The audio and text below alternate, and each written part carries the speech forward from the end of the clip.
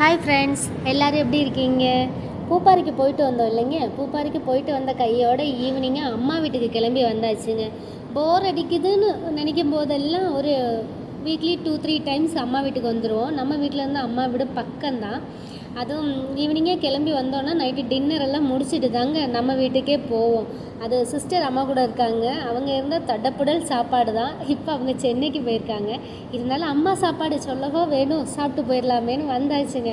வந்த கையோடு பார்த்தீங்கன்னா அப்பா தோட்டத்தில் கொஞ்சம் காய்கறியெல்லாம் இருக்குது, அதை பறிச்சிட்டு வந்துடலாம் வாடான்னு சொல்லி கூட்டிகிட்டு போயிட்டார். கூட்டிகிட்டு போய் அப்பா தோட்டத்தில் காய்கறியெல்லாம் பறிச்சிட்டு இருந்தார். நீங்கள் இப்போ பார்க்குறீங்க இல்லையா, இந்த மாமரத்தோட ஸ்பெஷல் என்னென்னு பார்த்தீங்கன்னா, எல்லா மாமரத்துலேயும் க்ரீன் கலரில் தானங்க இருக்கும். இது பாருங்கள், ரெட் கலரில் இருக்குங்க. மாமரம் நிறச்சி ரெட் கலராக இருக்குங்க. பார்க்குறதுக்கு ரொம்ப அழகாக இருக்கும்.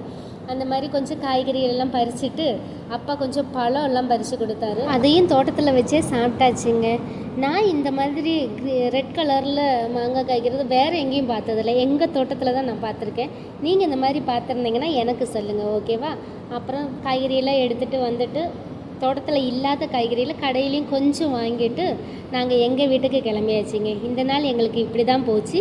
வீடியோ பிடிச்சிருந்தால் லைக் பண்ணுங்கள். நெக்ஸ்ட் வீடியோவில் சந்திப்போம். பாய்.